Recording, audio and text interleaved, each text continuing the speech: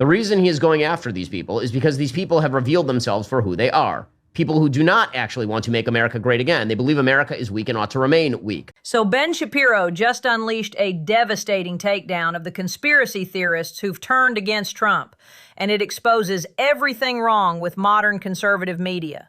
We're talking Tucker Carlson, Marjorie Taylor Greene, Alex Jones, former Trump allies now positioning themselves as his moral superiors. Let's break this down. Remember, it was just a few days ago that Tucker Carlson, in all of his newfound insanity, was calling President Trump a war criminal.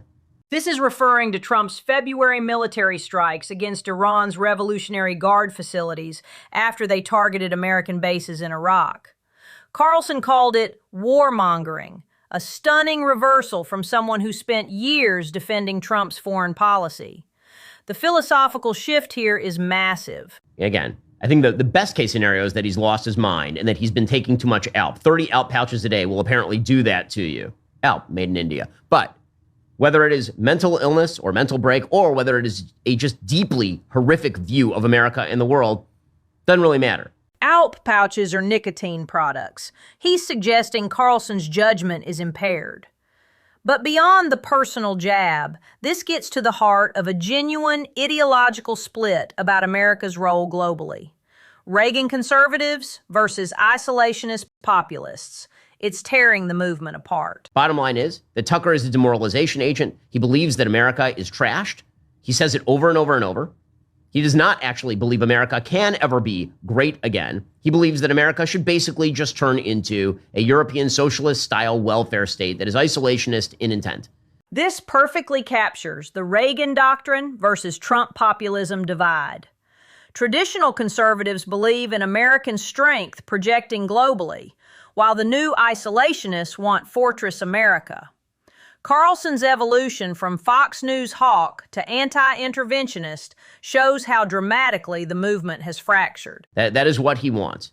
And he is willing to traffic in any sort of conspiracy theory of any ilk in order to get there. Meanwhile, Marjorie Taylor Greene, again, the strange new respect being afforded to these people is truly incredible. Strange new respect is when liberal media suddenly loves conservatives who criticize other conservatives.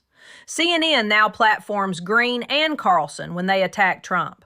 The same people they called dangerous extremists just years ago. It's purely transactional. Marjorie Taylor Greene is an idiot. She's been an idiot for years. Everyone knows that Marjorie Taylor Greene is an idiot. From the time she was tweeting about the Jewish space lasers through her inability to distinguish the Gestapo from gazpacho. Greene claimed in 2018 that California wildfires were caused by Jewish-controlled space lasers. And she confused Gestapo with gazpacho when attacking Nancy Pelosi's security measures. These aren't minor gaffes. They reveal someone fundamentally unserious about governance. Marjorie Taylor Greene, unsurprisingly, since she has left Congress because she was not going to win her seat again, she now says that Christians must speak out against Trump because Trump is busy, taking out an Islamist dictatorship. Iran's regime has imprisoned over 15,000 Christians and executes religious minorities regularly. Traditional evangelicals would support removing this regime, not condemn it. Greene's sudden Christian pacifism conveniently emerges just as her political relevance fades.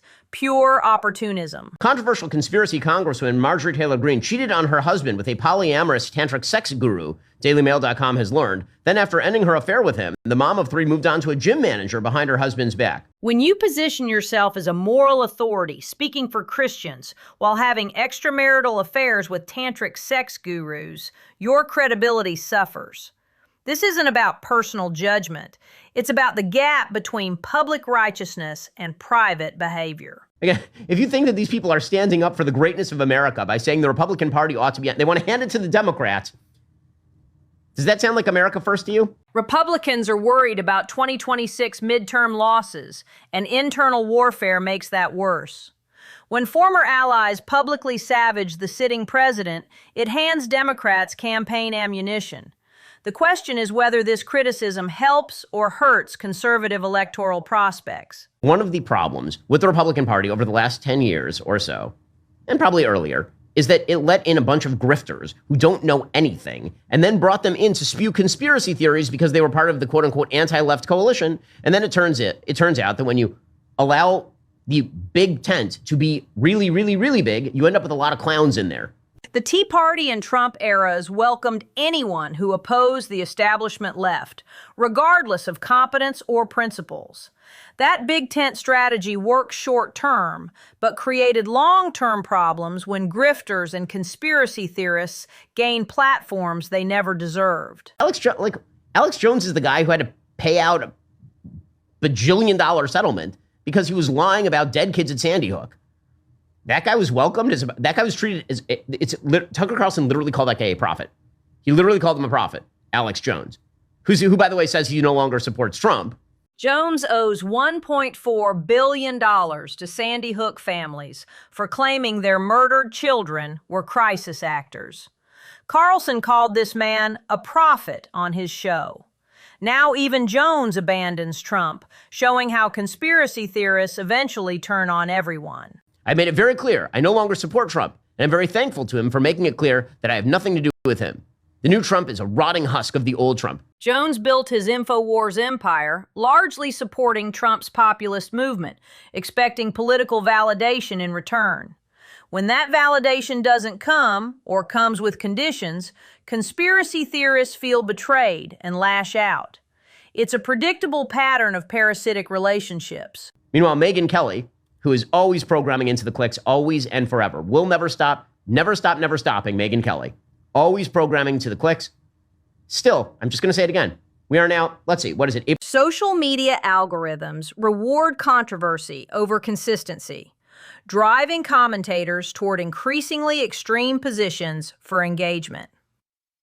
Kelly's evolution from serious journalist to clickbait provocateur perfectly illustrates how the attention economy corrupts political discourse. 7 months after Charlie Kirk was assassinated, and this delightful human being still will not say that Candace Owens and her conspiracy-laden crap about Erica Kirk is morally wrong. She still won't do it. That's all I ever said Megyn should do. Ever. She still won't do it, and we are 7 months in. Charlie Kirk founded Turning Point USA and was a major conservative campus organizer before his assassination last September. Conspiracy theories around political killings poison democratic discourse. They should be condemned immediately, not ignored for clicks.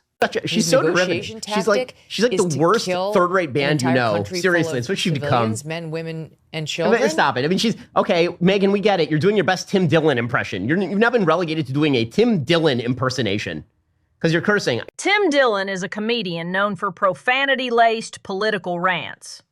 When serious political commentators resort to cursing as their primary rhetorical tool, it signals they've run out of substantive arguments. Emotion replaces analysis. The sudden pearl clutching from all the people who know for a fact that Trump is not going to nuke Iran and wipe out the entire civilian population is truly an astonishing thing. But you know, she's passionate because she's cursing now. So that's the important thing. Trump's Iran strikes targeted military facilities, not civilians. Standard regime change doctrine. The pearl clutching from former allies exposes their political opportunism perfectly.